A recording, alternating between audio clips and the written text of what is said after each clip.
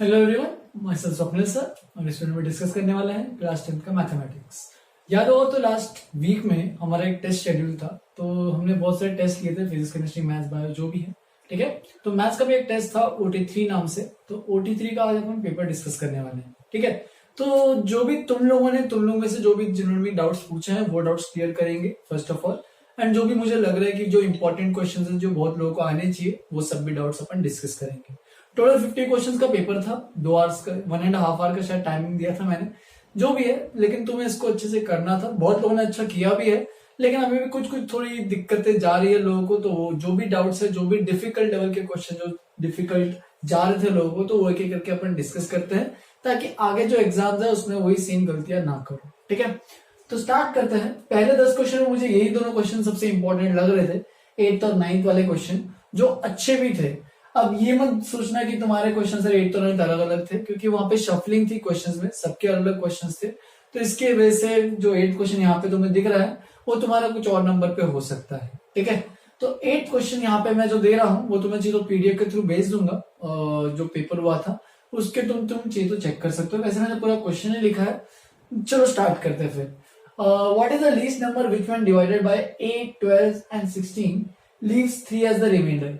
ठीक है, तो उसने लीस्ट नंबर पूछा है, ऐसा कोई नंबर जिससे अपन जब 8, 12 और 16 से डिवाइड करेंगे, जिसको अपन 8, 12 और 16 से डिवाइड करेंगे तो तीनों में रिमाइंडर 3 आ रहा है।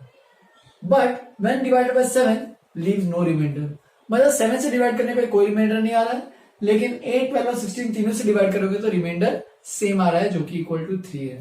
तो चलो स्टार्ट करते हैं। आफ्टर ऑल ये बोलना क्या चाहता है, मान लेते हैं वो नंबर x है, उस x नंबर को डिवाइड कर रहे हैं हम लोग केस 8 से, और 8 से जब डिवाइड करें तो मान लो क्वेश्चन Q1 आ रहा है। ठीक है, अज्यूम कर रहा हूं, मुझे पता नहीं क्वेश्चन क्या आ रहा है क्योंकि नंबर ही नहीं पता, वो मैं यूक्लिड डिवीजन एल्गोरिथम यूज कर रहा हूं बस, और कुछ नहीं।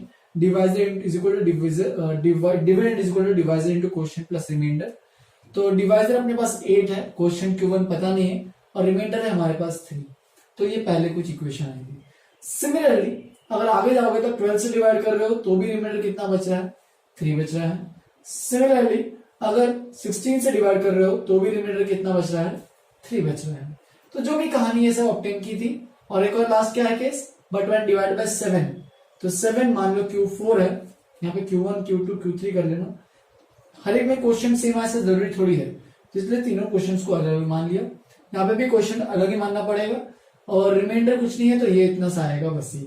ठीक है, तो देखो बेसिकली 4 इक्वेशन है हमारे पास, लेकिन वेरिएबल 5 है। तो वेरिएबल्स कम है, इक्वेशन ज्यादा है। ठीक है, वेरिएबल ज्यादा, सॉरी इक्वेशन कम है। तो देखो इसको सॉल्व कैसे करोगे, अप्रोच कैसे करोगे।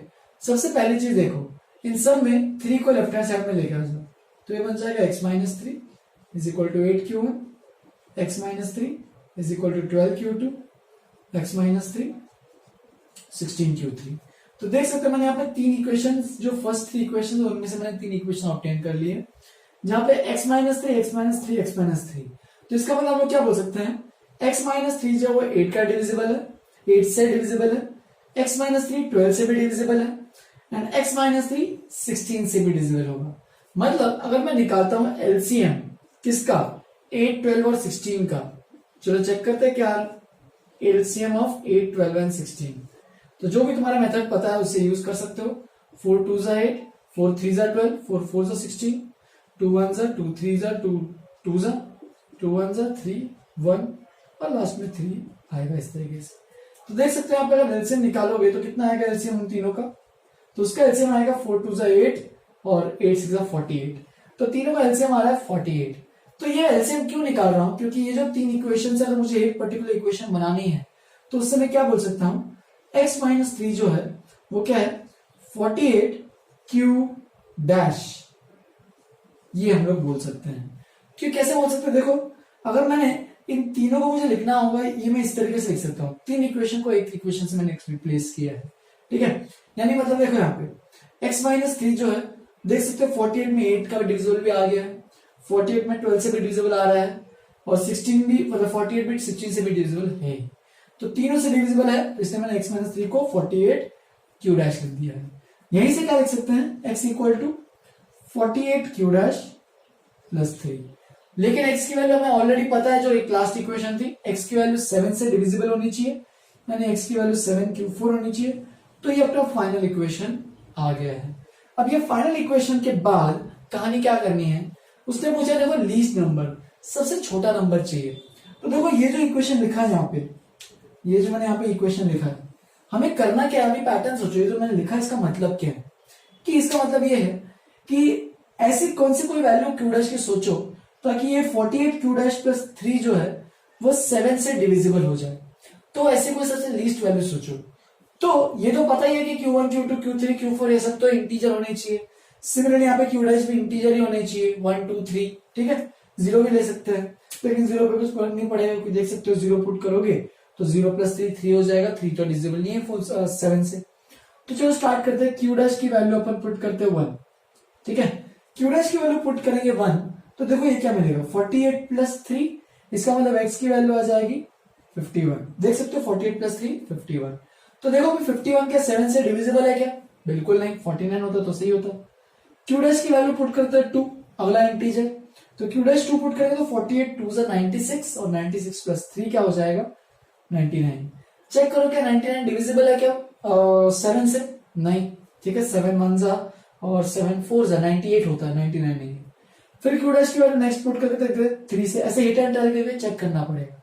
क्यू डैश की वैल्यू 3 पुट करते हैं तो 48 3 जा, तो 48 3 जा कितना हो जाएगा, निकाल लेते हैं फटाफट। 48 3 जा हो गया हमारे पास 144, 144 + 3 करोगे तो क्या x की वैल्यू क्या आएगी 147। अब चेक करो क्या जो भी x की वैल्यू आ रही है क्या वो 7 से डिविजिबल है या नहीं है, तो देख सकते हो क्लियरली ये 7 से डिविजिबल है। इसका मतलब x की value 147 is the correct answer. इसके आगे के भी नंबर्स होंगे, लेकिन उसने लीस्ट नंबर पूछा है, इसलिए अपना आंसर जो आएगा करेक्ट आंसर वो आएगा 147।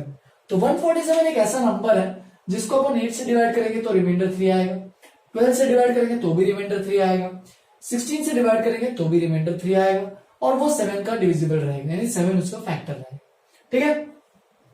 ऐसे क्वेश्चन को तुम अगर करना है, तुम अगर ऑब्जेक्टिव अप्रोच से भी कर सकते हो। ऑब्जेक्टिव अप्रोच मतलब हर एक ऑप्शन बाय ऑप्शन को चेक करो, मतलब जैसे कि 147 को पहले 8 से डिवाइड करो, चेक करो रिमाइंडर 3 आ रहा है कि नहीं, 147 को 12 से डिवाइड करो और रिमाइंडर 3 आ रहा है कि नहीं, चेक करो। तो ये सारी कंडीशन, अगर एक कोई ऑप्शन ऐसा मिला जो ये सारी कंडीशन सेटिस्फाई कर रहा है तो अपना आंसर सही है, ठीक है। अगर नहीं कर रहा तो डी नॉन ऑफ दिस तो है ही ऑप्शन, वो मार्क करना पड़ेगा, ठीक है। चलो आगे बढ़ते हैं। 9th question, how many numbers lie between 11 and 4 × 1। तो ये एक अच्छा लेवल का क्वेश्चन है, तो थोड़ा ध्यान से देखेंगे इस क्वेश्चन को सॉल्व कैसे करना है, ठीक है। तो उसने क्या पूछा है, एक ऐसे नंबर, मतलब हाउ मेनी नंबर्स पूछे उसने, पहले तो कितने नंबर्स हैं ऐसे किसके बीच में 11 और 4 × 1 1111 के बीच में, ऐसे कितने नंबर्स हैं जब अपन डिवाइड करेंगे 9 के साथ। चलो मान लेते हैं एक नंबर x है, उसको डिवाइड कर रहे हैं 9 के साथ, मान लेते हैं क्वेश्चन Q1 आ रहा है, लीव्स अ रिमाइंडर ऑफ 6, तो ये आ जाएगा, राइट। 9 से डिवाइड किया तो remainder 6। Similarly when divided by 21, तो 21 Q2 मान लेते हैं, प्लस तो रिमाइंडर कितना आ रहा है 12। तो इस तरीके से इक्वेशन दिया हुआ है। देखो दो इक्वेशंस है, दोनों को साइमल्टेनियसली यूज करते देखो, मतलब इसको इक्वल कर दो, 9Q1 + 6 = 21Q2 + 12, राइट। 6 को उधर ट्रांसपोज कर दो तो 9Q1 = 21Q2 और 12 - 6 तो वो बन जाएगा 6। देख सकते हो 3 सबसे डिवाइड हो रहा है, तो 3 3 जा 9, 3 7 जा, ठीक है। 3 से सबको 3 से डिवाइड कर रहे हैं, 3 2 जा 6। तो ये इक्वेशन आ गई हमारे पास। यहाँ पे वापस से Q1 Q2 जो है वो क्या है याद करो, वो है इंटीजर्स, ओनली इंटीजर्स आएंगे, ठीक है। क्योंकि यूक्लिड्स डिवीजन एल्गोरिथम यही तो कहता है ना कि क्वोशिएंट अगर किसी नंबर से डिवाइड करे तो क्वोशिएंट तो इंटीजर आना ही है, ठीक है। तो अब देखो यहाँ पे Q1 Q2 इंटीजर्स है, इनफैक्ट ये पॉजिटिव इंटीजर है, फिर ऐसे बोल दो नॉन नेगेटिव इंटीजर्स है, ठीक है। ये उसका फॉर्मूला ही था। तो नॉन नेगेटिव इंटीजर्स का मतलब होल नंबर्स 0 1 2 ये सब पहले पुट करना चालू करेंगे। तो चलो स्टार्ट करते हैं। Q2 में दो टेबल बना रहा हूं, ध्यान देना अच्छे से। Q1 और Q2 और फाइनली x की वैल्यू जो हमें चाहिए वो भी वैल्यू निकाल रहे हैं, लेकिन हमें यहाँ पे x की वैल्यू नहीं चाहिए, हमें ऐसे कितने x की वैल्यूज पॉसिबल है वो पूछा उसने, ठीक है।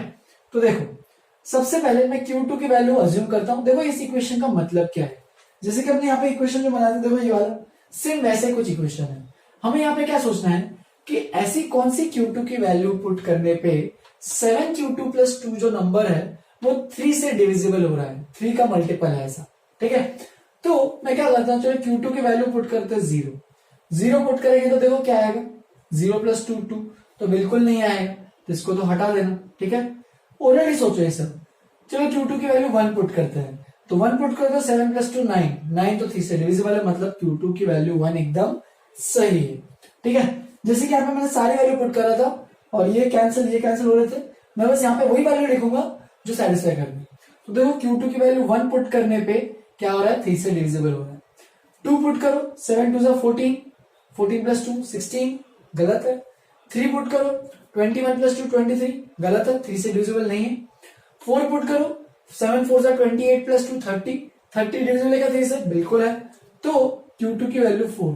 अच्छा यहाँ पे Q1 की वैल्यू भी भरनी है, तो चलो यहाँ पे पुट करो, 1 पुट करो, तो 7 प्लस 2 9 और 3 Q1 इक्वल टू 9, मतलब Q1 की वैल्यू 3 आनी चाहिए, देख सकते हो। Q2 की वैल्यू 4, 7 4 28, 28 प्लस 2 30, तो 3 Q1 इक्वल टू 30, तो Q1 की वैल्यू 10, राइट। फिर Q2 की वैल्यू देखो अगली कौन सी आएगी, चलो चेक करते हैं। 5 पुट करके देखो, 35 प्लस 2 37 नहीं आ रहा। 6 पुट करके देखो, 7 6 42 2 44 नहीं आ रहा। 7 पुट करके देखो, 7 7 49 प्लस 2 51, तो 51 3 से डिविजिबल है, तो इसका मतलब 7 आ रहा है। और 3 Q1 अगर इक्वल टू 51 है तो Q1 की वैल्यू कितना आएगा, 17 आएगा। बस अब इसके आगे पैटर्न देखो, 1 4 7, देखो 3 3 का डिफरेंस है, अगला जो नंबर आएगा वो 10 आएगा। देखो 1 प्लस 3 4 प्लस 3 7 प्लस 3 10 13 16 19 22, इस तरीके से जाते रहेगा, ठीक है। तो बस यहाँ पे 3 3 में बढ़ रहा है। सिमिलरली अगर x की वैल्यू भी निकालते हैं तो देखो x की वैल्यू ये है या फिर ये है, तुम इसके हिसाब से पुट कर सकते हो। x इज इक्वल टू यहाँ पे लिख दो चाहिए तो 21Q2 प्लस 12, ठीक है। 21Q2 प्लस 12, चलो Q2 की वैल्यू 1 है तो 21 प्लस 12, तो पहला आ रहा है 33, राइट। यहां पे भी पुट कर देख सकते हो। Q1 की वैल्यू 3, तो 9 3 27 प्लस 6 33, तो एकदम मैच कर रहा है। चलो Q2 का यूज करते हैं, बाद फालतू में दोनों इक्वेशन यूज करके कुछ फायदा नहीं है, तो Q2 का यूज करते हैं, इसमें मैंने Q1 की वैल्यू लिखी भी नहीं है। Q2 की वैल्यू 4, तो 4 यहाँ पे पुट करो, x की वैल्यू निकालनी है, तो 21 4 84 और 84 प्लस 12 96, ठीक है। फिर Q2 की वैल्यू 7, 7 ये बन रहा है 147, 147 प्लस 12 159, इस तरीके से आगे बढ़ते जाओ। 10 210 प्लस 12 कितना हो रहा है, तो 232। बस ऐसी वैल्यू निकालते जाओगे तो ये सब चेक करना। तो अब देखो ये तो सारी सेटिस्फाई कर रहा है, ठीक है। x इक्वल टू 33 भी सही है। अब अगर इसने क्वेश्चन में पूछा होता है, जैसे कि प्रीवियस क्वेश्चन में था कि लीस्ट नंबर निकालना है, तो लीस्ट नंबर निकालने में बहुत आसानी रहती है कि उसमें सीधा अपन बोल देते 33 इज द आंसर। लेकिन यहाँ पे इसने हाउ मेनी नंबर्स पूछा है, 11 और 1111 के बीच में कितने नंबर्स हैं, ठीक है। तो देखो 33 से स्टार्ट हो रहा है, फिर 96 भी है अवेलेबल, 159 भी अवेलेबल, 232 भी अवेलेबल, ऐसे कब तक जा रहा है ये सोचना है। तो चलो देखते हैं। यहाँ पे एक नंबर आ गया, ये सेकंड, ये थर्ड, तो ऐसे टोटल कितने नंबर आ रहे हैं देख सकते हैं। तो देखो इसमें भी एक पैटर्न दिखेगा तुम्हें, अगर देखोगे ध्यान से, ये मैं यहाँ पे टिक मार रहा हूं, तो पैटर्न देखो इसमें क्या हो रहा है, यहां से लेके यहां तक 63 ऐड हो रहा है, देखो 63 ऐड हो रहा है, इधर से वापस इधर तक 63 ऐड हो रहा है, फिर वापस इधर से इधर तक 63 ऐड हो रहा है। तो ये पैटर्न की तरह सोचो कि हर बार 63 ऐड होते जा रहा है। तो ऐसे कब तक ऐड करना है, जब तक ये नंबर के ऊपर ना पहुंच जाए, ठीक है। और फिर इसके बाद यहाँ पे कितने नंबर है वो तुम्हें काउंट करना है, ठीक है। ये जो चीज है वो तुम एपी में अच्छे से एक फॉर्मूला सीखोगे, अरिथमेटिक प्रोग्रेशन नाम की एक चीज आएगी, तुम्हारा कंसेप्ट आएगा, उसमें एक फॉर्मूला सीखोगे। अभी के लिए बिना फॉर्मूले के लिए करना है, उसीलिए क्या करोगे 63 ऐड करते जाओ और चेक करो कितने नंबर्स तक जा रहा है।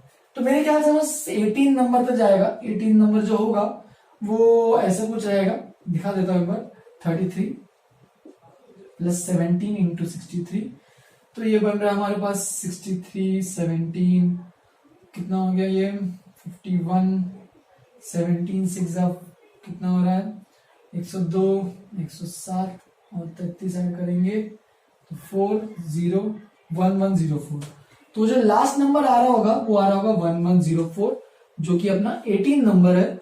अब जो मैंने ये जो किया है वो टेंशन मत लेना, इसको मैं आगे पढ़ाऊंगा। अभी के लिए तुम्हें बस सीधा एक एक करके ऐड करना है, 63, 63, 63 से ऐड करते जाओ और ऐसे ये कितने नंबर है काउंट करो। तो टोटल जो है वो 18th नंबर आता है, हेंस ए ऑप्शन जो है वो 18 जो है वो करेक्ट आंसर अपना आएगा। ठीक है, तो दोनों के दोनों क्वेश्चन अच्छे लेवल के थे। ठीक है, बहुत लोगों ने इसमें मिस किया है, कुछ कंसेप्ट में कुछ दिक्कतें की हैं, तो उसके से नेगेटिव हो गया है। इतना पहले लिख लो अपने नोट में, फिर और भी जो क्वेश्चन है वो फटाफट आगे बढ़ के डिस्कस करते हैं। चलो फिर और आगे बढ़ते हैं। क्वेश्चन नंबर 15 और 16 और इनफैक्ट 19, ये 3 क्वेश्चन थे, जिसमें से एक 19 वाला क्वेश्चन तुम लोग को एक बोनस होने वाला है, क्योंकि यहाँ पे कुछ ऑप्शंस में कुछ गड़बड़ी थी, ऑप्शन यहाँ पे गलत थे, इनफैक्ट ऑप्शंस कुछ अलग होने चाहिए थे, जबकि चारों ऑप्शंस मैच नहीं कर रहे थे। ठीक है, तो ये 19 वाला पर्टिकुलर क्वेश्चन बताऊंगा। चलो पहले स्टार्ट करते हैं 15 क्वेश्चन से। तो 15 क्वेश्चन में 2-3 लोगों ने मुझे डाउट पूछा है। As such it question difficult नहीं था, बहुत सिंपल क्वेश्चन था। तुम्हें बस एक कहानी जो तुम्हें याद रखनी है वो हमेशा ये वाली कहानी है।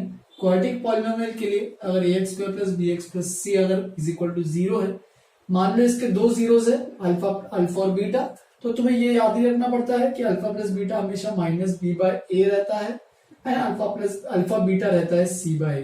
तो ये मैंने तुम्हें बहुत बार बताया भी था कि और बोला भी था कि याद रखो, अगर ये तुम सही से करते हो तुम्हारा काम बहुत आसान हो जाता है। बहुत लोगों ने इसमें कोशिश क्या की है कि इसके बैठ के जीरोस निकालने की कोशिश की है कि अल्फा और बीटा की वैल्यूज निकालनी है। बिल्कुल नहीं, अल्फा बीटा की वैल्यू निकालने की जरूरत ही नहीं है, क्योंकि अगर देखोगे ध्यान से, अगर इसको सॉल्व करना है पहले इसके पहले देखते हैं अल्फा प्लस बीटा की वैल्यू क्या आ रही है। तो -b/a है, तो माइनस ऑफ -1/a तो 1 ही है, तो अल्फा प्लस बीटा हमारे पास आ रहा है 1, right. And similarly alpha beta अगर निकालोगे तो c/a है, c -4 है और a तो 1 ही है, तो अल्फा बीटा आ रहा है हमारे पास -4। ठीक है, तो ये दो वैल्यूज है अल्फा प्लस बीटा और अल्फा बीटा।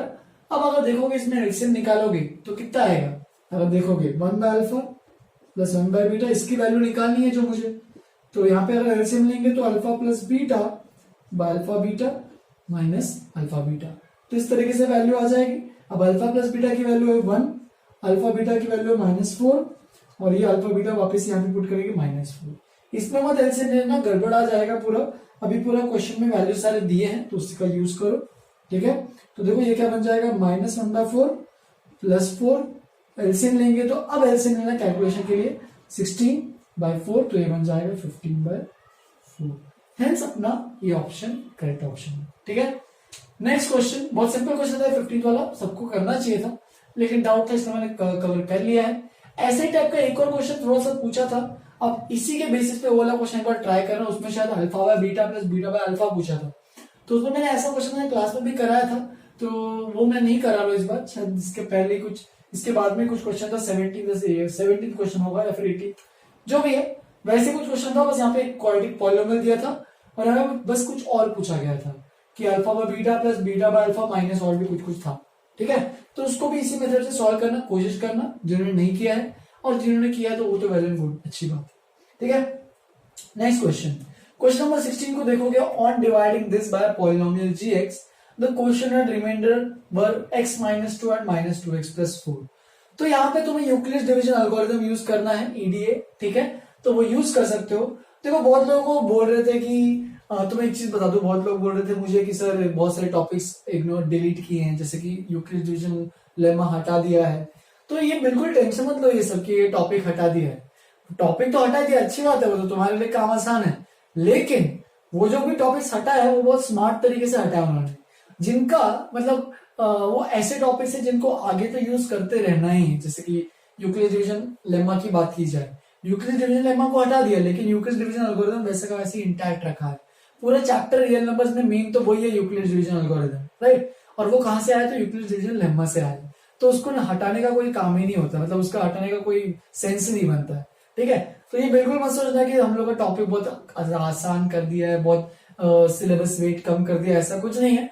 थोड़ा हल्का लगेगा, लेकिन इतना कुछ डिफरेंस महसूस नहीं होने वाला है। ठीक है, तो ये क्वेश्चन वापस से यूक्लिड डिवीजन एल्गोरिथम का ही है। On dividing x³ - 3x² + x + 2, तो ये इसको डिवाइड कर रहे हैं, किससे डिवाइड कर रहे हैं, तो पॉलिनोमियल gx से डिवाइड कर रहे हैं, ठीक है। तो gx पॉलिनोमियल से डिवाइड कर रहे हैं इनटू x-2, ये क्वेश्चन आ रहा है, यहाँ पे लिखा है, और प्लस रिमाइंडर आ रहा है हमारे पास -2x+4, राइट। तो हमें उससे पूछा gx निकालना है, तो है तो बहुत आसान क्वेश्चन, तुम्हें करना तो कुछ नहीं है, बस इस टर्म को इधर भेज दो। तो देखो क्या मिलेगा, x³ - 3x² + x+2 minus of -2x+4 is equal to gx into x-2, right. ये मैं क्यों कर रहा हूं, क्योंकि मुझे gx को चाहिए ना, तो gx को एक ही साइड रख रहा हूं, बाकी सबको इधर भेजेंगे। तो थोड़ा सिंप्लीफाई करते हैं इसको, और x³ - 3x² + x+2 + 2x -4 हो जाएगा। मैं लेफ्ट हैंड साइड को सिंप्लीफाई कर रहा हूं, तो x³ - 3x² + 3x, x और 2x बन जाएगा 3x, और यहाँ पे आएगा 2 - 4 -2, राइट, इज इक्वल टू, अब राइट हैंड साइड लिख रहा हूं मैं gx, और यहाँ पे इंटू x-2, ये पूरा मल्टीप्लीकेशन में था, तो मैं क्या कर रहा हूँ, इसी स्टेप में नीचे लेके आता हूँ, यहाँ पे आ जाएगा, तो यहाँ पे डिवीजन में आएगा, ट्रांसपोज कर रहे हैं बेसिकली। तो तुम्हें करना क्या है, gx निकालना है अगर तुम्हें, तो तुम्हें इस पॉलिनोमियल को x³ - 3x² + 3x -2 को तुम्हें डिवाइड करना है x-2 के साथ। तो जो भी क्वेश्चन आएगा वो अपना क्या रहेगा, अपना gx पॉलिनोमियल रहेगा। तो बस देखो भी, तो ये बन रहा है x² - 2x², लॉन्ग डिवीजन कर रहा हूं मैं, बस माइनस प्लस ये कैंसिल, तो ये बन रहा है -x² + 3x, वापिस से करो -x, तो ये बन जाएगा -x² + 2x, सब्ट्रैक्ट करो, तो ये बन जाएगा कैंसिल, ये हो जाएगा x-2, और ये बन रहा है अपने पास 1। तो देख सकते हो ये जो क्वेश्चन में आया है, इसको जब लॉन्ग डिवीजन कर रहे हैं तो वही अपना gx पॉलिनोमियल आया है, हेंस कौन सा ऑप्शन आ रहा है अपने पास, सी ऑप्शन जो है वो करेक्ट आंसर है, ठीक है। सिमिलर 19th वाला क्वेश्चन जो है वो क्यूबिक पॉलिनोमियल की कहानी है, जो मैंने तुम्हें बताई थी बहुत पहले, ठीक है।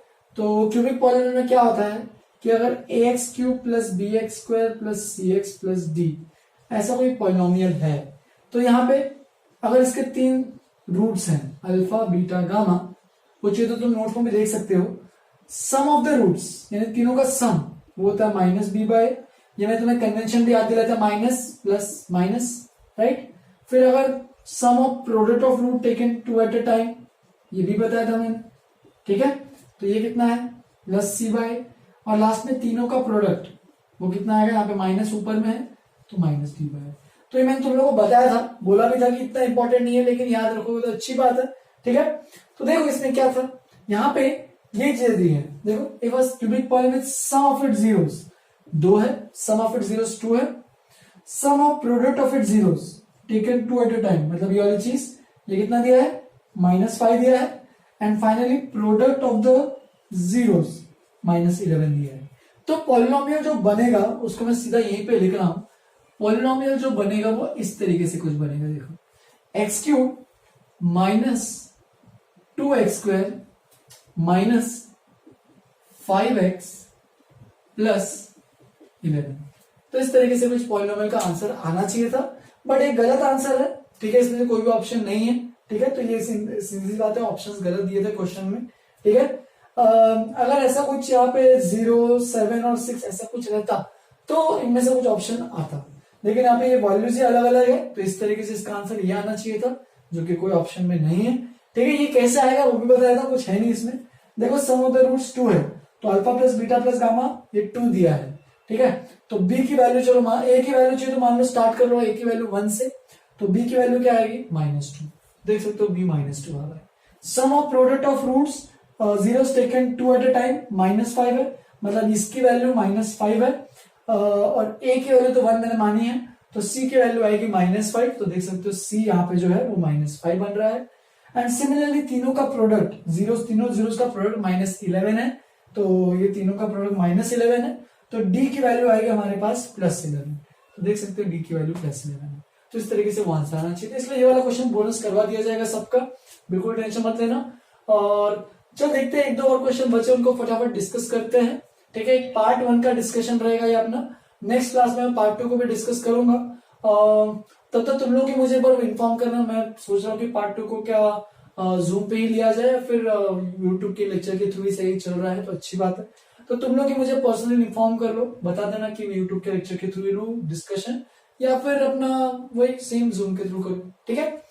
तो ये क्वेश्चन फटाफट चाहिए तो लिख सकते हो अपने नोटबुक में, और भी एक दो क्वेश्चन करते हैं। 25 क्वेश्चन, तो जितने भी क्वेश्चन डाउट है वो फटाफट डिस्कस कर लेते हैं, ठीक है। लिख लो इसको अच्छे से। चलो कुछ लास्ट के कुछ क्वेश्चन डिस्कस कर लेते हैं फटाफट जो बचे कुछ हैं, ठीक है। तो क्वेश्चन 20, 22, 23, 24 ये मैंने क्वेश्चंस, एक दो क्वेश्चन तुम लोगों ने डाउट पूछे थे और दो मैंने क्वेश्चन यहाँ पे मैंने खुद से लिए हैं, ठीक है। 20 वाला क्वेश्चन एक रिपीटेड क्वेश्चन था, जो अगर तुमने लास्ट टेस्ट दिया होगा सक्सेसफुली तो ये वापस से वही क्वेश्चन वापस से सेम टू सेम आया था, ठीक है। तो इस क्वेश्चन में मैं लास्ट पेपर डिस्कशन में मैंने बताया था कि इसको कैसे करना है, बट जो लोग नहीं थे, जो लोग न्यू एडमिशन है, उनके लिए वापस से मैं क्लियर कर देता हूँ कि इस क्वेश्चन को कैसे करना है, ठीक है। तो डिफरेंस बिटवीन टू नंबर्स, दो नंबर्स के बीच में डिफरेंस उसने बोला है 242 है, 642 है, ठीक है। तो मान लेते हैं दो नंबर्स हैं, एक पहला x है दूसरा y है, तो इन दोनों के बीच में डिफरेंस कितना है, 642 है। तो जाहिर सी बात है x की वैल्यू y से क्या है, ज्यादा है, ठीक है। तो दोनों के बीच में डिफरेंस 642 है। तो तुम यहां से एक चीज लिख सकते हो कि x की वैल्यू y प्लस 642 है, राइट। y को ट्रांसपोज कर दिया उस साइड, ठीक है। x बड़ा है y छोटा है, ठीक है। When the greater is divided by smaller, तो जब x को, x ग्रेटर वाला है उसको जब डिवाइड करता है तो डिवाइजर मान लेता हूं y, उसको जब डिवाइड करता है y से, तो क्वोशिएंट इज 8, तो क्वोशिएंट आया हमारे पास 8 एंड द रिमाइंडर इज 19, तो रिमाइंडर आया हमारे पास 19।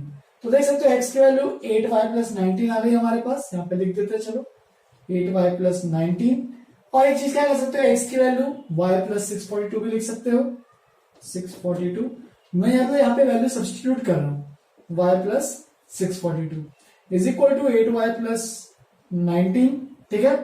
बस y को उधर भेजो, 19 को उधर भेजो, तो 642 minus 19 is equal to 8y minus y, 7y आएगा। तो देखो कितना आ रहा है, 12 minus 9 that will be equal to 3, 63 minus 1 623 और 7y। तो यहां से अगर निकालोगे y की वैल्यू तो वो आएगी 623 by 7 which will be equal to कितना आएगा, 7 8 56, राइट। तो 7 8 56 और 6 बचेगा 67, 9 63। तो y की वैल्यू हमारे पास आ रही है 89। तो x की वैल्यू भी निकाल सकते हो अभी, x की वैल्यू है y प्लस 642 मतलब 89 plus 642 which will be equal to, x की वैल्यू क्या आएगी हमारे पास, तो वो आएगी 11 हो गया, 12 13 और यहाँ पे 7। तो x की वैल्यू आएगी 731, y की वैल्यू आएगी 89, मतलब दोनों नंबर्स आ गए हैं। अब उसने क्या पूछा था, sum of the cube of the numbers, मतलब तुम्हें निकालना क्या इस क्वेश्चन में, तुम्हें निकालना है 731 का क्यूब प्लस 89 का क्यूब। तो तुम्हारे पास ये तरीके तो है कि सीधा इसका क्यूब और इसका क्यूब निकालो, और अगर इससे नहीं करना तो ये भी कर सकते हो, x cube plus y cube का फॉर्मूला भी लगा सकते हो, एक्स प्लस वाई का होल क्यूब वो भी कर सकते हो। अगर तुम्हें उतना कष्ट नहीं हो रहा, सीधे इसका क्यूब निकालो इसका क्यूब निकालो, दोनों को ऐड कर लो, ठीक है, ये भी कर सकते हो। तो इससे फुल इसका बस आंसर निकालो, मेरे ख्याल से ये ऑप्शन देख लेना, उसमें आंसर दिया था उसमें ये ऑप्शन, तो एक बार निकाल के चेक कर लेना खुद भी, ये मैं कष्ट नहीं उठा रहा हूँ, तुम लोग को उठाना, कैलकुलेशन तुम्हें आता ही है। Next question, the number of polynomials having zeros -2 and 5।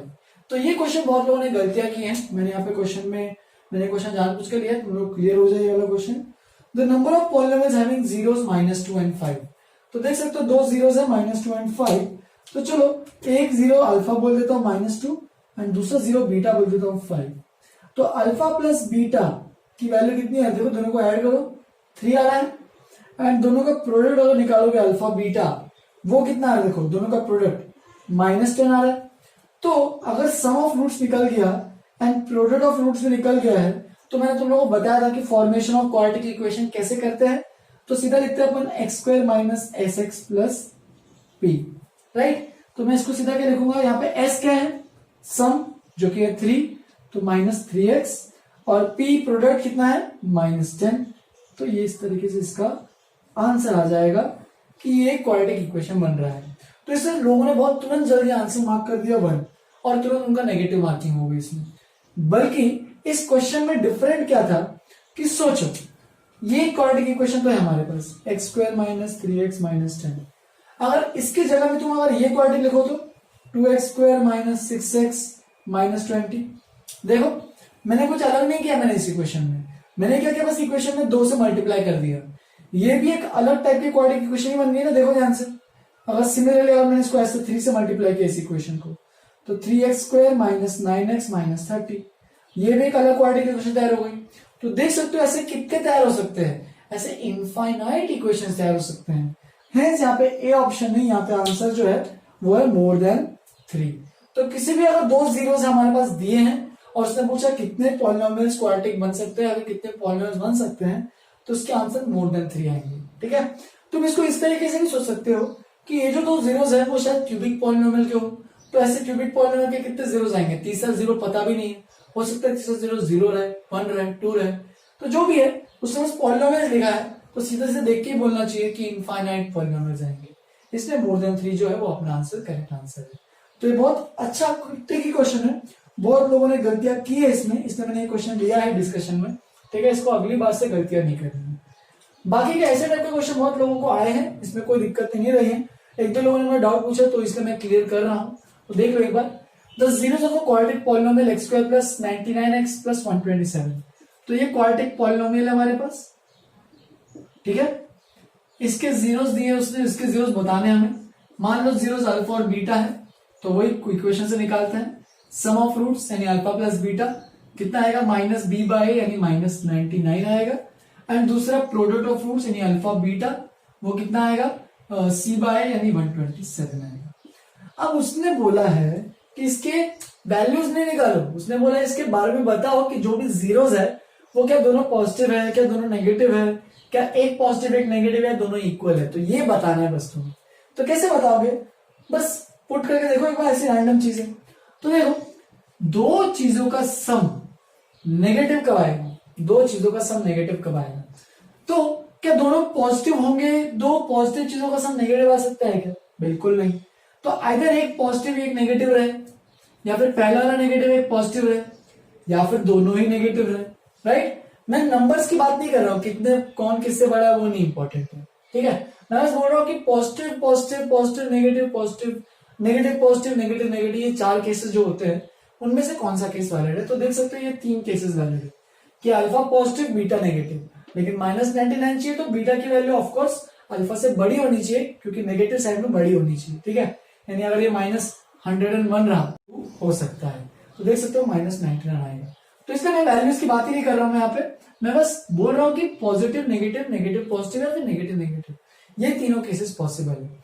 अब यहाँ पे देखो इधर, अब इसमें देखो दो चीजों का प्रोडक्ट, ये वैल्यू क्या है पॉजिटिव, यहाँ पे क्या था नेगेटिव, ये वैल्यू क्या है पॉजिटिव।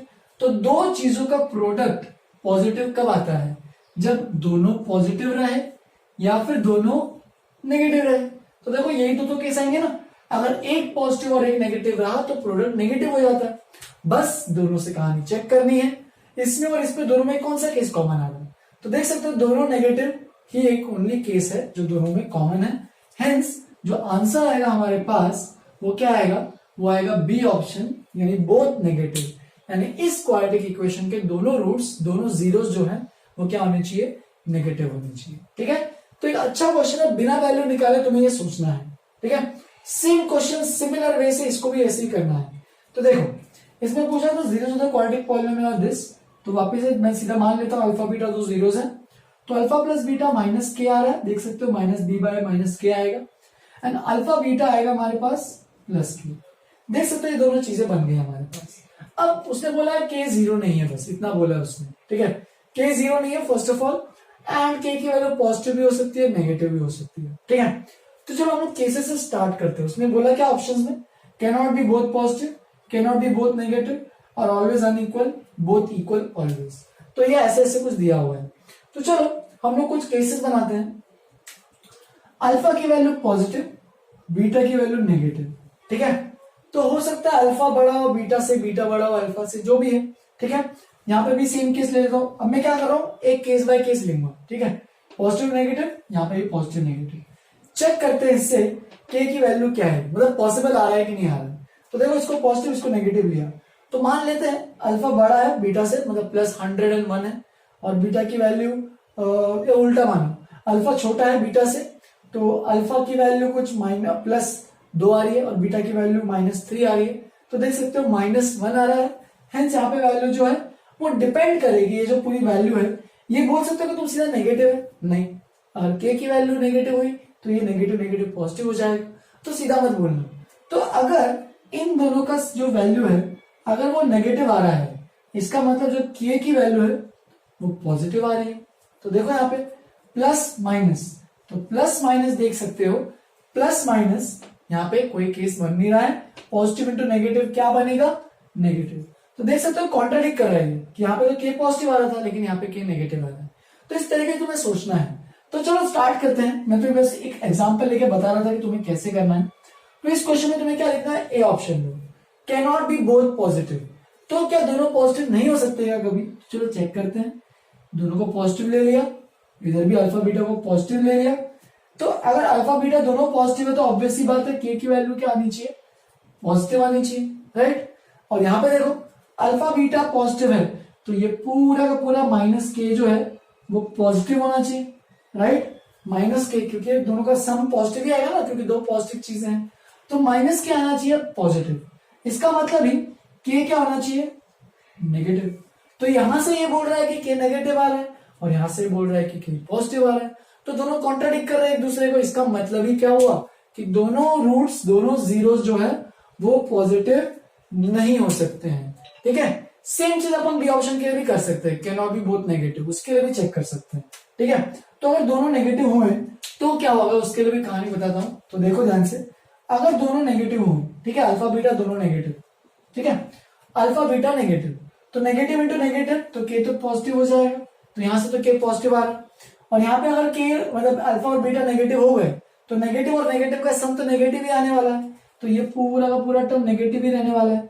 और अगर ये पूरा का पूरा टर्म नेगेटिव है तो के की वैल्यू क्या होगी, पॉजिटिव रहेगी। तो देख सकते हो के पॉजिटिव और के पॉजिटिव मैच कर रहा है।